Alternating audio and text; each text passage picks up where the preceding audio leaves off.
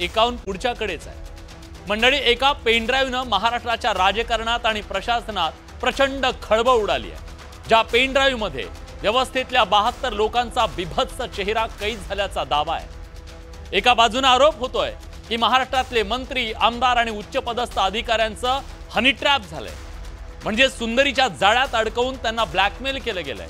दुसऱ्या बाजूला आरोप होतोय अधिकाऱ्यांचा वापर करून महिलांचं शोषण झालंय। यात खरं कोण, खोटं कोण हे तपासातून समोर येईल, पण या प्रकरणानं इथल्या व्यवस्थेची उरल्या सुरल्या इब्रतीची लखतर मात्र वेशीला टांगली गेली आहे हे नक्की। यात नेमक्या किती महिला आहेत हे अजून समोर आलेलं नाही। हे रॅकेट किती मोठं अजून कळलेलं नाहीये, पण तक्रारीनुसार इथं एकानं शरीर भोगलंय तर दुसऱ्यानं पैसा उकळलाय। दोघेही म्हणतायत आम्ही पीडित आहोत, पण नाही, पीडित हे दोघं नाही आहेत, पीडित हा महाराष्ट्र आहे, तुम्ही आम्ही आहोत। कारण शरीराच्या बदल्यात दिला गेलेला पैसा फेवर या महाराष्ट्राचा आहे। सरकारी कामं करून घेण्यासाठी नेते आणि अधिकाऱ्यांना महिलांचं आमिष दिलं गेल्याचं कळतंय। अधिकारी नेत्यांना महिला पुरून व्यवस्थेचे किती आणि कसे लचके तोडले गेले हे समोर येणं गरजेचं आहे। लचके तोडणाऱ्या गिधाडांचे चेहरे या महाराष्ट्राच्या समोर येणं गरजेचं आहे। या सगळ्या प्रकरणातून अनेक गंभीर सवाल निर्माण झाले।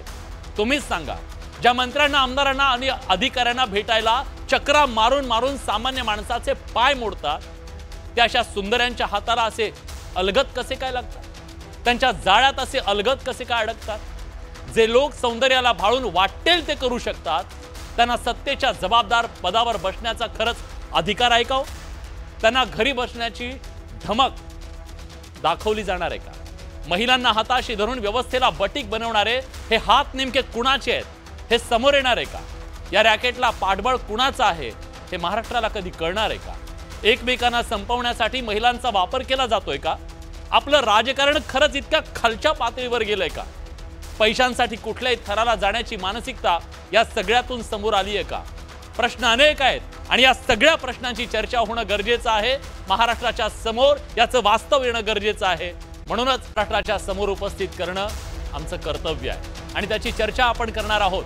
बडे मुद्देच्या माध्यमातून सवाल आहे, व्यवस्थेचा बिभत्स चेहरा आज या निमित्तानं समोर आलेला आहे का? 72 अधिकारी नेते, काय हे नेक्सस आहे समजून घेऊया आपण। ट्रॅप मध्ये अडकलेल्यांना आता खरंच पदावर ठेवलं जावं का? इतक्या महत्त्वाच्या पदावर हे जर एका सौंदर्यवतीसाठी वाटेल ते करत असतील तर त्यांना पदावर ठेवावं का? व्यवस्थेला बटीक बनवणारे हात नेमके कुणाचे आहेत? कोण हे सगळं ऑपरेट करतंय?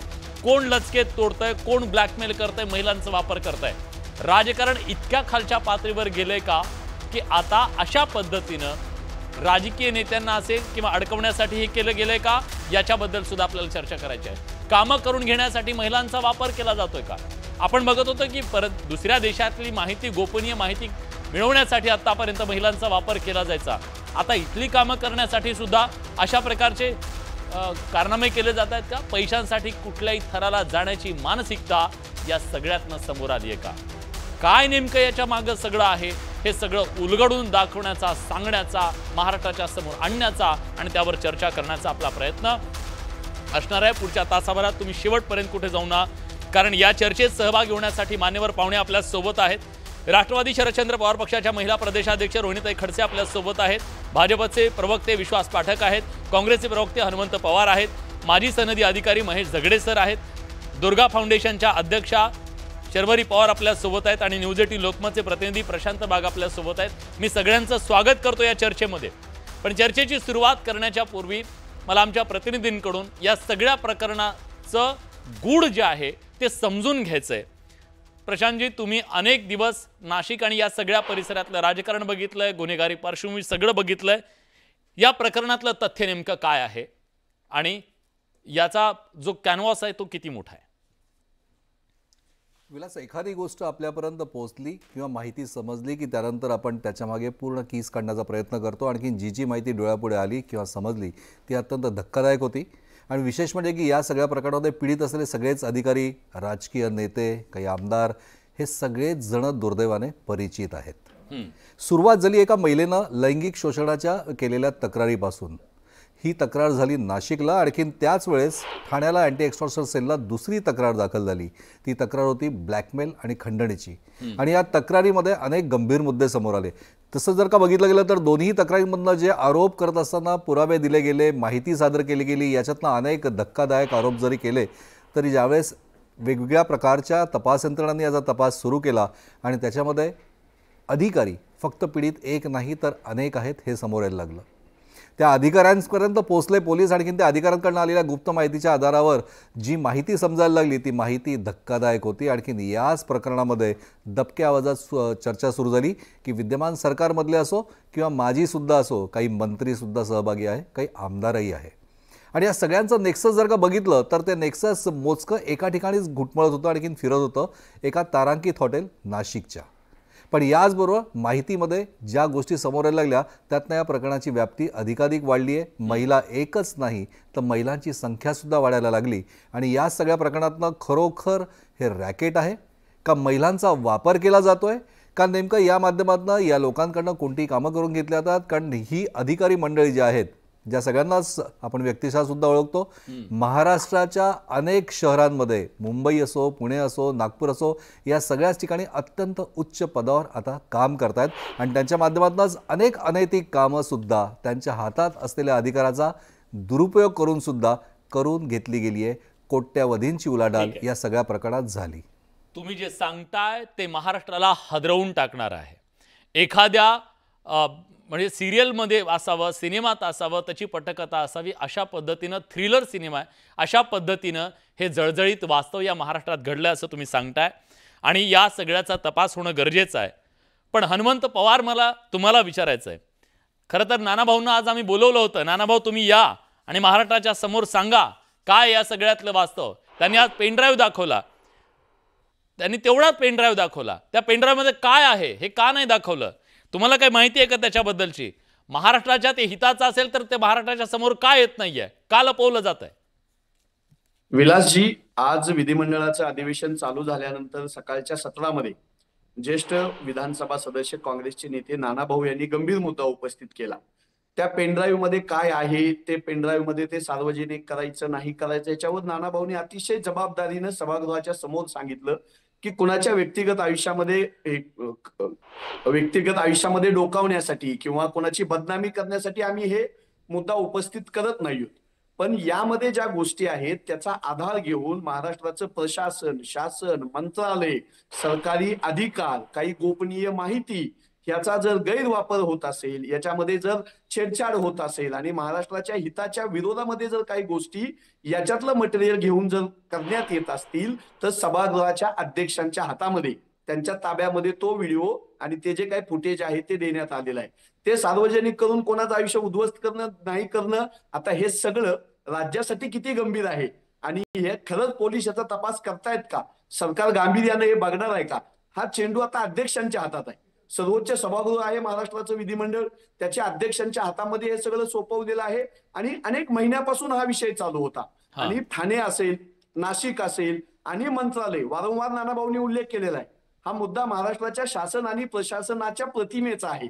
आणि त्याचा जर गैरवापर होत असेल आणि कसली प्रतिमा जिथं या जबाबदार अधिकाऱ्यांच्या कानपटीवर तिथं जर कोणी ब्लॅकमेल करत असेल व्हिडिओ दाखवून, आणि तिथं जर आपलं कॉम्प्रोमाइज होत असेल, या महाराष्ट्राचे प्रशासनातली असेल किंवा सरकारमधली जबाबदारी कॉम्प्रोमाइज होत असेल, माहिती कॉम्प्रोमाइज होत असेल, इथला निधी कॉम्प्रोमाइज होत असेल, तर हे वैयक्तिक कसं काय, हे वैयक्तिक कसं काय असू शकतं त्यांचं? अगदी विलासजी, तुमच्या मताशी म्हणजे काँग्रेस पक्ष, नानाभाऊ, आम्ही सगळे सहमत आहोत म्हणून तर आम्ही आवाज उठवला.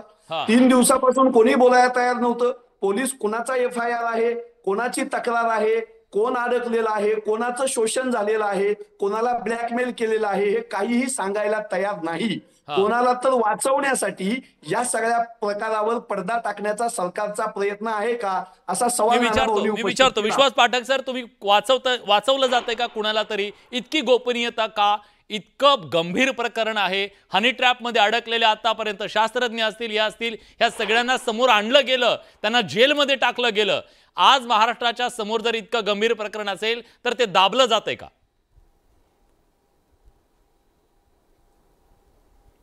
दाबलं जाण्याचा प्रश्न कुठे येतो? आज सकाळी नानाभाई पटोलेंनी ती जी एक हे दिलेली आहे आपली फ्लॉपी दिलेली आहे हां त्याच्यावर आता अध्यक्ष ऍक्शन घेतील ना. भारतीय जनता पक्ष म्हणून आमची देखील हीच मागणी आहे, जो कोणी दोषी असेल त्याला कार्यवाही व्हायलाच पाहिजे. अशा प्रकारच्या घटना महाराष्ट्रामध्ये घडूच नाही, कारण हे प्रकरण अतिशय गंभीर आहे. तो सनदी अधिकारी असो, आमदार असो किंवा एखादा मंत्री असो, हे शपथेवर गोपनीयतेची शपथ घेत असतात होय. आणि त्या गोपनीयतेचा जर भंग झाला असेल तर कायदा त्याचं काम करेल. आमची मागणी हीच आहे की त्याच्यावर कठोर कार्यवाही व्हायला पाहिजे. मला थोडंसं आश्चर्य वाटलं की नाना भाऊंनी हे सांगताना असं म्हणायची काही आवश्यकता नव्हती की आम्हाला कोणाचं चरित्रभंग करायचं नाही. अरे तो दोषी असेल तर त्याच्यावर कार्यवाही व्हायलाच पाहिजे. ते रायडर टाकायची काय आवश्यकता आहे. आमची भारतीय जनता पक्षाकडून मागणी हीच आहे की जी काही आहे याची चौकशी व्हावी, जे दोषी असतील त्यांच्यावर कठोरात कठोर कारवाई व्हावी.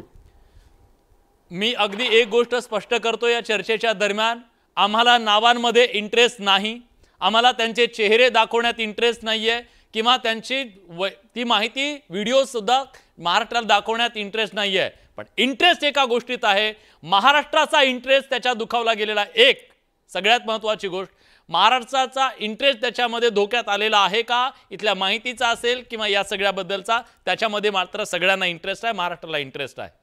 म्हणूनच मला महेश जगडे सरांना विचारायचं आहे. जगडे सर, सातत्यानं बोललं जात आहे हनी ट्रॅपमध्ये अडकलेले पीडित आहेत असं वाटतं तुम्हाला? ते त्यांना पीडित म्हणावं का? विलास, खरं म्हणजे की हा कांगावा आहे, हे पीडित नाहीये. कारण पीडित कोणी असतं की कोणी तुमच्यावरती जबरदस्ती केलेली आहे आणि तुम्ही अनभिज्ञ असता आणि तुम्ही त्याच्यामध्ये फसता, असं अजिबात नाहीये. खरं म्हणजे की हे थोडंसं पुरुषी हे झालेलं आहे की, आणि त्यामध्ये अधिकारी किंवा मातने कोणी जे असतील की ते पीडित आहे, ते अजिबात आहे कांगावेखोरपणा आहे. यामध्ये जे झालेलं आहे, जे घडलेलं आहे, अर्थात हे खरं म्हणजे की निश्चित काही माहित नाही, पण एक झालंय की हे संशय निर्माण झालेला आहे आणि त्या संशयासाठी मग चौकशी होईल, ते सगळं ते चालू आहे. पण हे पीडित नाहीयेत, हे तुमच्या ह्याचं प्रश्नाचं सरळ उत्तर आहे. कारण त्यांनी स्वखुशीने काही गोष्टी केल्या असतील तर, आणि त्यामुळे मग त्याच्यामध्ये त्यांनी आता त्रास व्हायला लागला म्हणून मग खंडणीचे गुन्हे दाखल करायचे, अमुक करायचे, तमुक करायचे. मला वाटतं की हे इतकी व्यवस्था तकलादू नाही. ही व्यवस्था, विशेषतः मी प्रशासकीय यंत्रणेबद्दल बोलेल, की अशी व्यवस्था त्यांच्यावरती दबाव येईल, त्यांच्यावरती अशा प्रकारच्या हनी ट्रॅपच्या केसेस होतील, अन्य भरपूर प्रकार होतील, आणि तशी यंत्रणा वाकवली जाऊ नये आणि प्रशासन हे सुदृढ राहावं. आणि कधी कधी राजकीय व्यवस्था जर चुकीच्या दिशेने जात असेल तर ती बरोबर ठेवावी, अशी प्रशासकीय यंत्रणेवरती संविधानाने जबाबदारी दिलेली आहे. आणि त्यामुळे मग त्यासाठी नियम केलेले आहे, आणि नियमामध्ये वर्तणूक नियम महत्वाचे आहेत की तुम्ही असं कोणतंही काम करू नये की जेणेकरून तुमच्या कामकाजावरती परिणाम होईल आणि त्याचे दुष्परिणाम जनतेला भोगावे लागतील. आता या प्रकरणामध्ये कदाचित जे चालू आहे त्याच्यातून असं दिसतं की समेट घडून आला. आता समेट घडून आला आणि मग ते प्रकरण बंद झालं की तक्रार देणाऱ्याने तक्रार मागे घेतली आणि सगळं झालं. मला वाटतं की तितकं ते सोपं ठेवू नये, कारण जर तिथे फक्त खंडणी घेण्याचा प्रकार असेल तर तो प्रकार तो गुन्हेगारी येतो. पण ज्यावेळेस अशा अधिकाऱ्यांना जर हनी ट्रॅप करून चुकीचे निर्णय जर घेत असतील आणि तसे झाले की आपल्याला माहिती नाहीये, त्याची सुद्धा चौकशी झाली पाहिजे की त्या अधिकाऱ्यांनी होईपर्यंत त्यांना त्या पदावर ठेवलं जावं का? आज असं कळतंय सर की ते आज सुद्धा त्या जबाबदार पदावरती आहेत. जोपर्यंत चौकशी होत नाही तोपर्यंत त्यांना बाजूला केलं जायला पाहिजे का? विलास, फार महत्वाचा मुद्दा आहे. आणि याच्यामध्ये मी पुन्हा एक सांगेन की प्रशासकीय व्यवस्था इतकी अशी नाही की झाल्यानंतर, म्हणजे रोग झाल्यानंतर त्याला काहीतरी उपचार करायचा, हे होऊ नये म्हणून राज्यामध्ये त्यांचे वरिष्ठ अधिकारी आणि प्रशासनामध्ये वरिष्ठ अधिकारी यांनी कायमस्वरूपी तिथे लक्ष द्यायचं असतं आणि त्यांचा वार्षिक अहवाल असो की तो सचोटीचे अधिकारी आहेत की नाही तसा रिमार्क द्यायचा असतो. याच्या पलीकडे जाऊन 1905 पासून राज्यामध्ये, म्हणजे गेले 120 वर्ष राज्य इंटेलिजन्स डिपार्टमेंट आहे, SID म्हणून म्हणतात, आणि प्रत्येक जिल्ह्यामध्ये त्यांचे कर्मचारी आणि अधिकारी असतात. ते दररोज सकाळी माननीय गृहमंत्र्यांना आणि मुख्यमंत्र्यांना अहवाल देत असतात. त्यांना अपेक्षित आहे की राज्यामध्ये काय चाललंय, राजकीय गतिविधी याच्यावर पण असे प्रशासनामध्ये काही घडतंय का, जे एखाद्या पत्रकारांना घडतंय तर ह्या SIDच्या लोकांना का समजू नये, एखाद्या राजकीय व्यक्तीला घडतंय समजतंय आणि मग यांना का समजू नये. SIDने काय केलं? खरं म्हणजे की हे घडत असताना खरं म्हणजे त्यांनी निदर्शनास आणलं पाहिजे. स्थानिकरित्या तिथले जे अधिकारी असतील, वरिष्ठ अधिकारी असतील की ज्यांच्यामुळे असं हनी ट्रॅपचं प्रकरण चालू आहे, त्यांच्या वरिष्ठांना कळवलं पाहिजे. मला वाटतं कुठेतरी इथे सिस्टेमिक फेल्युअर सुद्धा आहे, प्रशासनिक हे झालेलं आहे. आणि हे झाल्यानंतर तो कुणीही करेल, पण हे घडू नये. घडल्यानंतर मग ती आपली लोकशाहीतली सुदृढता आणि राज्याचं जे प्रशासन देशामध्ये नावाजलेलं गेलं होतं, मला दुर्दैवाने होतं म्हणावं लागेल, ते प्रशासन आता मग अशा हनी ट्रॅपच्या केसेसमुळे देशामध्ये त्याची बदनामी होत नाही का? देशात बदनामी तर प्रश्न आहेच आहे, पण राज्यातील लोकांना त्याचा कुठपर्यंत त्रास झालेला आहे, किती एखादे काही टेंडर चुकीचे गेलेले आहेत का, काही चुकीचे निर्णय घेतले गेलेले आहेत का, अशा बऱ्याचशा गोष्टी त्याच्यामध्ये होऊ शकतील. मला वाटतं की याची सखोल चर्चा झाली. पण मला एक शेवटचा एक छोटासा मुद्दा सांगायचा आहे. Please sir, please. तर ह्याच्या बाबतीमध्ये पेन ड्राईव्हच्या बाबतीमध्ये, पेन ड्राईव्ह मध्ये काय असेल, जसं तुम्ही फार छान भूमिका घेतली की याच्यामध्ये आम्हाला कोणाच्या नावाची किंवा त्याच्या व्हिडिओची आम्हाला गरज नाही. पण एक महत्वाचा मुद्दा आहे, ज्यावेळेस हे करताना तुम्ही भूमिका मला याच्यासाठी आवडली की अलीकडे डीप फेक नावाचे खूप प्रकार आले आहेत आणि ते अतिशय अशा पद्धतीने तांत्रिक पद्धतीने केलं असते खरेच वाटायला लागतात. त्यामुळे हे पेन ड्राईव्ह वगैरे असेल ते त्यांनी अगोदर चौकशी करावी आणि मग काय असेल ते त्या चौकशीचा भाग म्हणून ठेवावा. आणि एक आणखी सांगायचं की हे संशयाचं वातावरण राज्यामध्ये झालेलं आहे. प्रत्येक अधिकारी हा संशयाच्या भोवऱ्यात आलेला आहे, त्या फेऱ्यात आलेला आहे. त्यामुळे कधीतरी तातडीने याच्यामध्ये निश्चित काय आहे नावं न घेता, खरं म्हणजे की प्रशासनाने याच्यामध्ये तातडीने पावलं उचलून हे संशयाचं जाळं आहे आणि सत्य, त्यातलं सत्य सर, तो खरं म्हणजे दूर करण्याचा प्रयत्न केला. अगदी सर, कारण DRDOचे एक शास्त्रज्ञ कुरुलकर जेव्हा या सगळ्या ट्रॅपमध्ये अडकले होते त्यांना जेलमध्ये जावं लागलं ना. जे कॉम्प्रोमाइज करतील त्या एखाद्या सौंदर्यवतीसाठी अशा देशाशी कॉम्प्रोमाइज करतील, इतर राज्यासोबत कोणी कॉम्प्रोमाइज करत असेल तर मग येऊ देत ना त्यांची नावं समोर, जेलमध्ये पण जाऊ दे, काय प्रॉब्लेम नाहीये. त्यांना पीडित म्हणून काहीतरी गोंजारण्याची गरज नाहीये. रोहिणीताई, मला सांगा तुमची या सगळ्याबद्दलची नेमकी काय भूमिका आहे? 72 हा आकडा महाराष्ट्राला हादरवणार आहे. एकटं दुकटं हे खाजगी प्रकरण नाहीये, कोणाच्या तरी खाजगी आयुष्यात आपण डोकावतो असं नाहीये.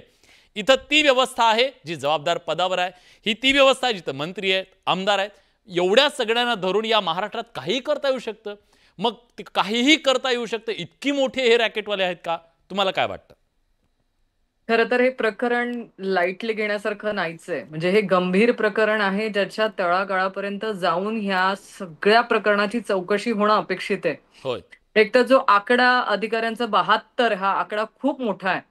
आणि इथे पाठक जी म्हणाले होते की त्यांना पाठीशी घालण्याचं काम कोणी करणार नाही, ही सरकारची भूमिका आहे. पण माझा त्यांना प्रश्न आहे की जेव्हा 72 अधिकारी किंवा ह्याच्यापेक्षा जास्तही कदाचित चौकशीमध्ये बाहेर येऊ शकतात आकडे, हे एवढं मोठ्या संख्येमध्ये जेव्हा अशा प्रकरणांमध्ये अधिकारी अडकलेले असतात किंवा त्यांचा समावेश आहे त्याच्यामध्ये, तेव्हा मग सरकार कुठे होतं? सरकारचं याच्यावर नियंत्रण नव्हतं का? सरकारच्या हे लक्षात आलं नाही का? इंटेलिजन्सचे सगळे टीम यांची काय करत होती? बरं, हे जेव्हा हे एवढे अधिकारी ह्या सगळ्या प्रकरणामध्ये इन्व्हॉल्व्ह होत होते तेव्हा त्यांच्याकडनं काही डिटेल इन्फॉर्मेशन बाहेर गेली नसेल ह्याचं गॅरंटी कोण घेणार? म्हणजे याची जबाबदारी सरकार घेणार आहे का आता? कारण हे तुमचाच निष्काळजीपणा म्हणायला वाव आहे ना. कारण तुमचे अधिकारी कुठे जात आहेत, एवढ्या मोठ्या संख्येने असं सगळं प्रकरण चालू आहे पण सरकारकडे लक्ष नाही, म्हणजे सरकारचं लक्षच नाहीये. एवढं दुर्लक्ष कसं असू शकतं अधिकाऱ्यांवरती? आणि खरं मोठा संशय हाच वाटतोय की या हनी ट्रॅपच्या माध्यमातून त्यांच्याकडनं गैरकृत्यही करून घेतले गेले असतील, काही महत्वाचे कागदपत्रही सरकारचे त्यांच्या माध्यमातून बाहेर कोणाला तरी पुरवण्यात आलेले आहे का, हाही देखील विचार केला गेला पाहिजे. कारण आज आपण बघितलंय की अनेकदा सरकारी माहिती मिळवण्यासाठी इन्फ्लुएन्सर असतील किंवा असे अनेक लोक पेरण्याचं काम व्यवस्थेमध्ये करण्यात येतंय आणि ते नंतर आपल्याला कळतंय की आता ही व्यवस्था सरकारच्या पूर्ण पायामुळांपर्यंत पोहोचलेली आहे. तेव्हा ही काळजी घेणं गरजेचं आहे. माझं अजूनही म्हणणं आहे हे खूप मोठं प्रकरण आहे. याच्या तळागाळापर्यंत जाऊन कठोरातली कठोर या सगळ्या अधिकाऱ्यांना शिक्षा तर झालीच पाहिजे जर ते दोषी असतील तर, पण त्यांना तात्काळ कामावरूनही तुम्ही बाजूला करा जेणेकरून अजून त्यांच्याकडनं काही माहिती बाहेर जाऊ नये, जी शासनाची महत्वाची माहिती आहे. कारण ही एक चेन आहे, ही एक लिंक आहे. ते आजही त्यांना ब्लॅकमेल करून माहिती काढून घेऊ शकतात. त्याच्यामुळे ह्या लिंक पासून त्यांना थोडे दिवस चौकशी होईल तोपर्यंत बाजूला सारण्यात काही सरकारने पुढाकार घ्यावा आणि बाजूला करावा असा माझा हेतू आहे. पण सरकार बघूयात किती या बाबतीमध्ये गंभीरतेने बघू किती गंभीरपणे कारवाई होती या सगळ्याबद्दल. आपल्यासोबत दुर्गा फाउंडेशनच्या अध्यक्षा शर्वरी पवार आहेत. ताई, स्वागत आहे तुमचं. मला सांगा, या सगळ्या प्रकरणात असं सांगितलं जातंय की महिलांचा वापर केला गेला आणि त्यामुळे आम्ही पीडित आहोत अशा प्रकारची मांडणी केली जाते. अधिकारी आणि नेते खरंच इतके साळसूद असावेत का या सगळ्या प्रकरणात? असतात का ते? तुमचा काय अनुभव आहे? अनेक महिलांना तुम्ही मदत केली आहे. अगदी अनेक महिलांना मी मदत केलेली आहे. सगळ्यात पहिला मला आक्षेप आहे हनी ट्रॅप ह्या शब्दावरती. हे प्रकरण फार मोठं आहे, अजून हे प्रूव्ह झालेलं नाही आहे. याच्यात कारण आजपर्यंत तुम्ही हनी ट्रॅपच्या केसेस पाहिल्या का? हनी ट्रॅपच्या माध्यमातून अनेक महिलांच्या आयुष्याची लखतर तोडलेली गेलेत, अनेकांनी आत्महत्या केलेत, अनेक जण हनी ट्रॅपचा बळी झालेले आहेत आणि अनेक जण वाममार्गाला गेलेले आहेत. कारण ज्या पद्धतीनं आत्ता या प्रकरणात मोठे अधिकारी, मोठे राजकीय लोक आहेत, त्याच पद्धतीनं अनेक केसेसमध्ये वास्तवमध्ये या घटना होतात. ती एक स्त्री किंवा जे आता आपल्याला अजून हे पिक्चर क्लिअर झालेलं नाही, जे आता सध्या जो गदारोळ उठलाय त्याचा, त्यामुळं अजून ती माता, ती भगिनी, ती सहकारिणी, ती सहचारिणी, ती ती ती तिच्या विना सारं विश्वच अधुरा असणाऱ्या तिलाच वारंवार टार्गेट केलं जातं. इतका सोपा नसतो विषय. माझ्याकडं लहान लहान वयाच्या मुली येतात, भले मोठे राजकीय नेते असतात, अनेक अधिकारी असतात आणि त्या त्यांचा बळी पडलेले असतात, मुकाटपणे सहन करतात, बाई आवडली की त्यांना हवीच, अशा अनेक घटना घडलेल्या आहेत. कधी कधी त्या महिलांनाही माहीत नसते आपला वापर केला जातोय आणि अशा पद्धतीनं हनी ट्रॅपचं हे जाळं कधी कधी महिलांना जबरदस्ती त्यात ओढलं जातं. माझ्या मनासारखं ऐक, नाही तर तुझ्यावर गुन्हे दाखल करतो. वर्ष हाच आता हे मोठं प्रकरण आहे, त्याचा अजून पिक्चर क्लिअर झालेलं नाही. त्यामुळे वारंवार आपण हनी ट्रॅप, सुंदरीचा वापर हे करणं सपशेल चूक आहे. कारण तुम्ही पहा स्त्रियांची कशी लखतर आहे. दुर्गा फाउंडेशन गेले 20 वर्ष या कामात आहे. आम्ही डोळ्यांनी प्रूफ असलेल्या माझ्याकडे अनेक गोष्टी आहेत. तुमचा अनुभव काय आहे? तुम्हाला हनी ट्रॅपवर आक्षेप काय? घटना आहे, एक आक्षेप आहे माझ्याकडे. भरपूर साऱ्या मुली यातून बाहेर पडलेल्या आहेत. मुली लग्न करतायत आणि लिव्ह इन रिलेशनशिप मध्ये राहतात. त्या बायकोला हे प्रकरण माहीत नसतं. कालांतरानं बायकोला प्रकरण समजल्यानंतर या नवऱ्याची गोची होते आणि बायकोला आम्ही किती सोज्वळ दाखवायला त्या महिलेवर गुन्हे दाखल केले जातात. हनी ट्रॅपच्या अशा अनेक केसेस आहेत. सोलापूर जिल्ह्यातली एका राजकीय मोठ्या नेत्याची केस माझ्याकडे आलेली आहे. आम्ही सर्वजण ह्या आगीतून बाहेर पडलेलो आहे. त्यामुळं सिस्टीम काय असते, कशी सगळी सिस्टीम आहे, पोलीस सिस्टीम असेल, कायदा असेल, अगदी म्हणजे लखतर ओढली जातात. मी तुम्हाला म्हणत होते, सोलापूरच्या एका केसमध्ये तो माणूस लिव्ह इन मध्ये राहतो, त्या मुलीला डिवोर्स झाला आहे म्हणून सांगतो, परंतु डिवोर्स झालेला नसतो. त्याच्या बायकोला कळतं. 15 तारखेला बोललेला माणूस 18 तारखेला तिच्यावर मंगळसूत्र गळ्यात घातलेलं. हिनं हनी ट्रॅपनं माझ्याकडून दागिने घेतले. ही दोघं एका घरात राहत असतात, त्याच्या ॲग्रीमेंट्स असतात, त्याच्या सगळ्या गोष्टी असतात. ती मला एकच ठीक आहे. तुमच्या बोलण्यातून असं जाणवतं एक वेगळा स्त्रियांना ठीक आहे, म्हणजे वेगळ्या प्रकारे इथं शोषण सुद्धा मुलींचं केलं जातं. हनी ट्रॅपच्या नावाखाली स्वतःला पीडित ठरवण्याचा सुद्धा प्रयत्न होतो असं तुम्ही म्हणताय. हा एक वेगळा अँगल आहे आणि समाजात खरं तर मग या हनी ट्रॅप झालो म्हणजे मी नाही दोषी असं ठरवण्याचा तो प्रयत्न एक प्रकारे केला जातो का, याच्याबद्दल सुद्धा चर्चा व्हायला हवी होती. म्हणून तुमचा मुद्दा सुद्धा महत्त्वाचा आहे. महेश सरांना मला विचारायचं आहे. महेश सर, मला समजून घ्यायचं आहे खरं तर हे, ज्या लोकांना भेटायला आपल्याला 2-2, 3-3 दिवस सामान्य माणसाला वेळ लागतो, तिथपर्यंत ॲक्सेस मिळत नाही, अशी लोक इतक्या साध्या कुठल्या तरी हनी ट्रॅपमध्ये कशी काय अडकत असतील? म्हणजे काय असेल त्याच्या मागचं कारण? यामध्ये ज्यावेळेस आपण फक्त वरिष्ठ पातळीच्या प्रशासकीय व्यवस्थेबद्दल बोलतो आहोत, त्यामुळे हनी ट्रॅप न समजणं इतके अनभिज्ञ असणारे कोणी अधिकारी तिथे असत नाही की मी चुकून त्याच्यामध्ये गेलो आणि मग मी वाहवत गेलो आणि मी इनोसंट आहे, हा स्टँड कोणी घेऊ शकत नाही. त्यांना एक्झॅक्टली माहित असतं की काय चाललेलं आहे आणि ते त्यांना जर माहिती नसेल की ते अधिकारी म्हणून त्या पदावरती किंवा व्यवस्थेमध्येच राहण्याच्या लायकीचे नाहीत. लायकीचा हा शब्द मी मुद्दाम म्हणून म्हणतोय, कारण मग असं की आम्ही कसं इनोसंट आहोत आणि आमच्यावरती असं हे केला. मला वाटतं की तुम्हाला असे प्रश्न येणारच आहेत, अशा आव्हानं येणारच आहेत, खूप आमिष येणार आहेत आणि त्याच्यापासून तुम्ही बाजूला राहून तुम्ही त्याप्रमाणे तुमचं वर्तन असावं. आणि हे वर्तन जे आहे ते तुमच्या प्रशासकीय कामकाजाचं तुमचं एक जीवनमान म्हणून ठरवून देण्यात आलेलं आहे. त्यामुळे हे याचा असं काही कांगावा करण्यात काही अर्थ नाही की आम्हाला त्याच्यामध्ये ओढण्यात आलं होतं. ओढण्यात असे खूप लोक प्रसंग येतात, त्याच्यामध्ये असं हे नाहीये की प्रत्येकाच्या आयुष्यामध्ये येतात, आणि पण तिथे तुम्ही ठामपणे ते लक्षात घेतलं पाहिजे. ते लक्षात येतं म्हणजे तुम्ही तसं तुमची मानसिकता जर 18 वर्ष वयापेक्षा जास्त असेल आणि तुम्ही प्रशासनामध्ये आले असाल, तुम्ही ट्रेनिंग झालेलं असेल तुमचं, आणि अशा प्रकारचं तुम्हाला बिहेव्हिअरल ट्रेनिंग तिथे दिलेलं जातं, या सगळ्या गोष्टी माहिती होतात. पण इथे स्वयंस्फूर्तीने खरं हे सगळं घडतं. याच्यामध्ये काही कोणी जबरदस्तीने कोणी महिला येऊन तुम्हाला तिथे ट्रॅप करते असं अजिबात होत नाही. मी त्याला ट्रॅप हा शब्द म्हणतच नाहीये. ट्रॅप कसा आहे की जर तुम्हाला जर सरळ मार्गी जर कोणी काम सांगितलं असेल आणि तुम्ही ते केलं नाही तर तो काही ट्रॅप होत नाही, तुम्ही काम केलेलं नाही. पण इथे तुम्हाला तुमच्याशी काहीतरी तिथे संबंध ठेवून मग काय चुकीचं काम सांगितलं आणि पैसे तो त्याच्यामध्ये पण ती खंडणी होते. त्यामुळे मला वाटतं की ह्या प्रशासकीय यंत्रणेतील अधिकाऱ्यांनी किंवा याच्यामध्ये अडकलेत की आम्ही ट्रॅप झालो, हा ट्रॅप शब्द म्हणजे खरं म्हणजे काढून टाकला पाहिजे. आम्ही स्वतःहून त्याच्यामध्ये होतो आणि ते बाहेर आल्यामुळे आम्ही तो ट्रॅप शब्द हा वापरायला लागलो. त्यामुळे अधिकाऱ्यांना हा असा अजिबात स्टँड घेता येणार नाही की आम्ही याच्यामध्ये फसलो गेलो किंवा फसविलो गेलो, अजिबात नाही. मला वाटतं की समाजाने सुद्धा याकडे असंच बघितलं पाहिजे.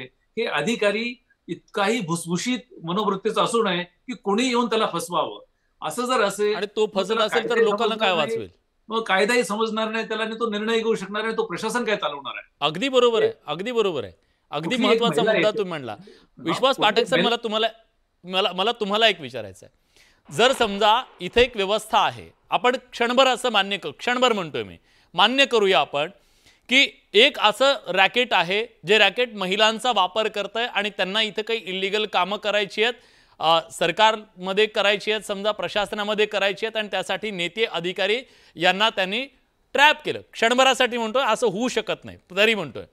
तर मग एक मोठी यंत्रणा आहे ना, जी यंत्रणा इथल्या कायदे मंडळाला, इथल्या कार्यकारी मंडळाला कुठंतरी ती वेठीला धरतीये, किंवा व्यवस्थेला बटीक बनवणारी यंत्रणा इतकी मोठी झाली का हो, जी व्यवस्थेच्या समोर आव्हान निर्माण करते. मग ह्या व्यवस्थेला ठेचण्याची जबाबदारी कुणाची आहे? एवढं लपवाछपी कशासाठी?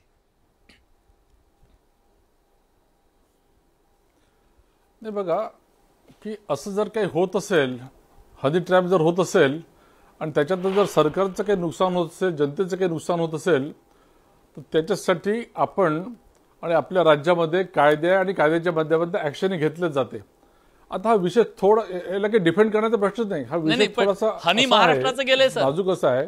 हनी महाराष्ट्राचं गेलं असेल तर कुणाच्या घरचं तर गेलेलं नाहीये.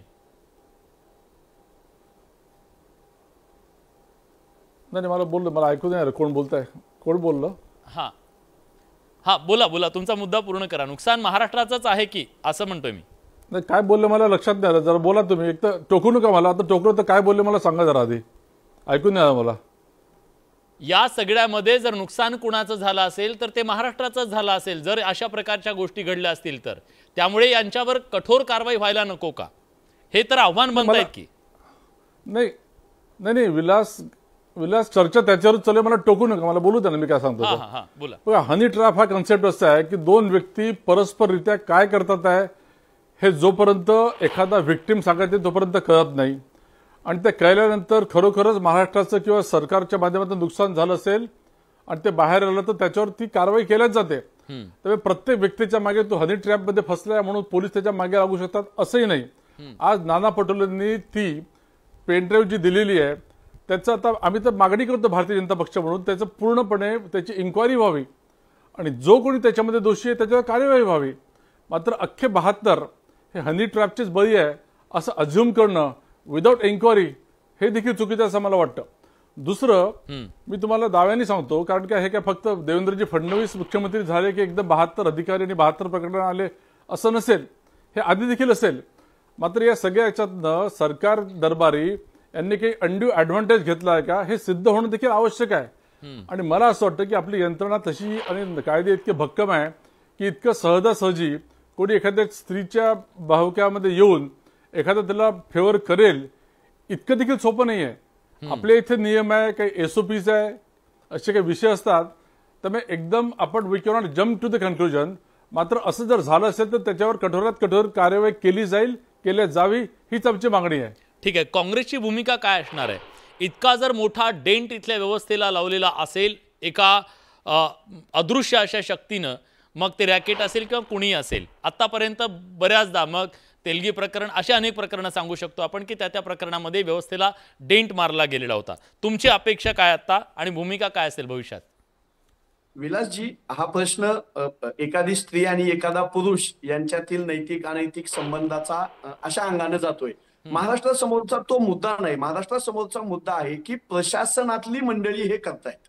आणि मग आपण इथं समजून घेतलं पाहिजे, सगळी जुनी जाणती मंडळी आहेत, झगडे सर आहेत तिथं, की प्रशासनावर मंत्र्यांचा वचक असणं कायद्यानं बंधनकारक आहे. म्हणजे तुमच्या मंत्रालयातला एखादा अधिकारी अशा काही गोष्टीला बळी पडून, कोण पैशाला बळी पडतं, कोण हनी ट्रॅपला बळी पडतं, कोण उद्याच्या आमदारकी खासदारकीला बळी पडतं. अनेक प्रशासकीय अधिकारी सत्ताधारी पक्षात जाताना आपण बघतोय. तर प्रशासकीय अधिकारी भ्रष्ट मार्गाचा, वाम मार्गाचा वापर करत असताना सरकार म्हणून, मंत्री म्हणून, त्या खात्याचे प्रमुख म्हणून या सरकारमधल्या मंत्र्यांची भूमिका काय, हा प्रश्न काँग्रेस म्हणून मी उपस्थित करतो. आणि दुसरी गोष्ट की विधानसभेमधल्या नानाभाऊ पटोले साहेबांसारख्या एका सिनियर सदस्यांना तो पेनड्राईव्ह आणून द्यावा लागतो आणि चर्चेची मागणी करावी लागते. तोपर्यंत सरकारकडून काहीही अधिकृत भूमिका मांडली जात नाही, बोललं जात नाही. काम आहे ना देवेंद्र फडणवीस विरोधी पक्षनेते असताना अशा सीड्या सगळं आणून द्यायचे ना, तुम्ही तुमचं काम आहे ते. विलासजी अगदी बरोबर, तुम्ही आम्हाला जबाबदारीची जाणीव करून देता, अगदी बरोबर, आम्ही तेच काम करतोय. पण सरकारची जबाबदारी जास्त आहे ना विरोधकांपेक्षा. अगदी खरं. आपल्या खात्याचे अधिकारी, आपल्या खात्याचे मंत्री ज्या खात्यावर नियंत्रण ठेवू शकत नाहीत, त्यांच्याबद्दल विधानसभेचा वेळ वाया जावा लागणं, चौकशी कमिटी लावणं, हे जरा सरकारचं दुर्लक्ष होतंय का याकडे अंगुली निर्देश. माझा वेळ संपलाय, एक कमेंट घेतो. हा रोहिणीताई.